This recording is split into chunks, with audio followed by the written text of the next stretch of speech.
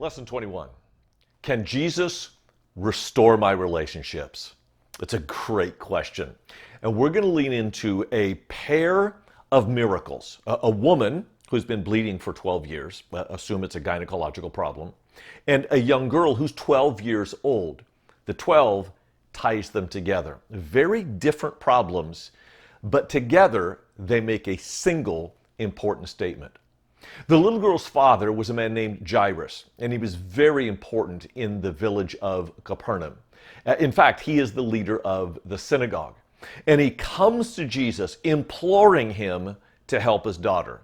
Here's how it says it in Mark chapter 5, verse 23. He implored him earnestly, saying, "My little daughter is at the point of death. Come and lay your hand on her so that she may be made well and live." Luke adds a detail that she was Jairus' only child. And she's 12 years old, so for the last 12 years, they've not had any kids. There's probably no more children coming. This is their only chance to see the little girl grow into a woman. And at 12 years old, she's entering puberty. She's not really a little girl. She's on the verge of womanhood. And Jairus beseeches Jesus, even falling at his feet, which is an amazing thing for a leader of a synagogue to humble himself that way before a peasant carpenter. He asked Jesus, "Put your hands on her so that she may be made well." The Greek word is sozo, which is also translated saved. Now understand this, that physical healing is a picture and actually the initial entrance into spiritual healing. God doesn't just want to heal your body. He doesn't just want to heal your soul or your spirit. He wants to heal all of you.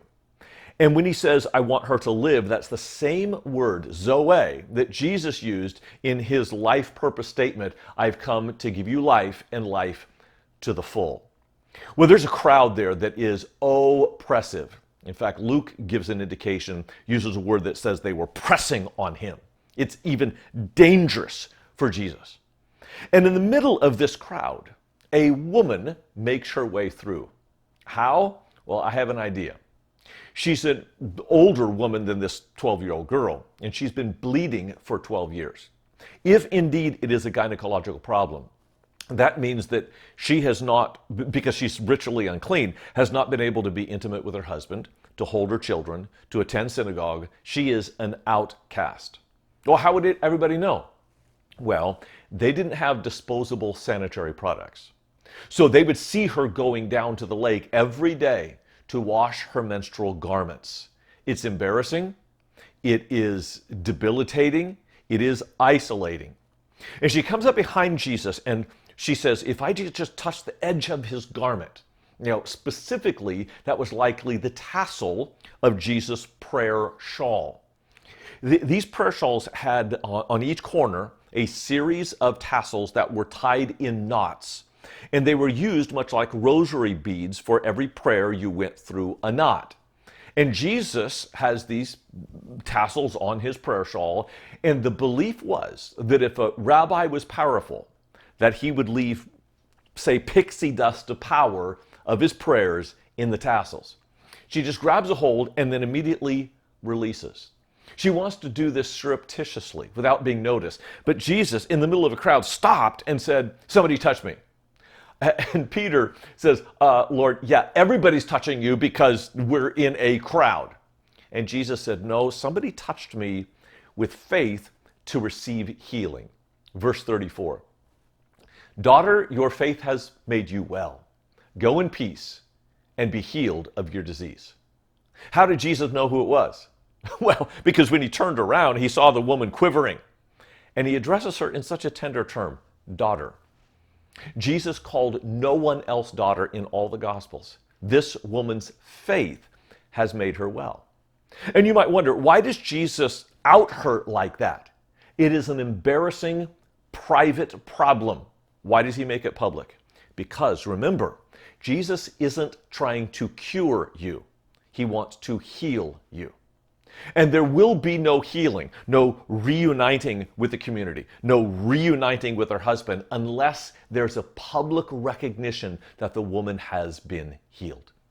Verse 35. While he was still speaking, there came from the ruler's house some who said, "Your daughter is dead. Why trouble the teacher any further?"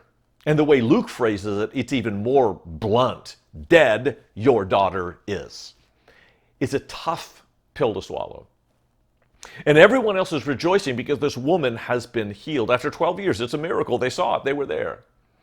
But Jairus he's in angst because this delay may have caused his daughter's death. Verse 50, do not fear, only believe, and she will be well. They make their way to the house, which can't be more than a block. Capernaum's not that large of a village. And he encounters a funeral. They've already started to bury the girl, which is not rude. In the Middle East, it gets warmish, and the body will decay pretty quickly. So they begin the process of ointments and perfumes and the wrappings. And there's even some neighbors who have come to mourn. These funerals would hire professional mourners to wail. And when Jesus arrives, he says, "Stop mourning. She's not dead. She's just sick." Now, I know that they were ancients, but ancients were actually closer to death than we are. They knew what a dead body looked like. And they turn their mourning into mocking. And they start laughing at him, saying, "What are you talking about? We're just sick. We know a dead person when we see it." And Jesus says, "Peter, James, John, come with me." They go inside. Jairus and his wife are there. And in the privacy of the home, he puts his hands on the girl and he says, "Talitha cum," which means "little girl, rise," in Aramaic, which was Jesus' native language. Immediately, she rises. And this is kind of humorous. Jesus says, "Give her something to eat." And we think, well, yeah, she's a teenager. Of course she wants something to eat. She's hungry all the time. It's more than that. You see, eating was a sign of social integration.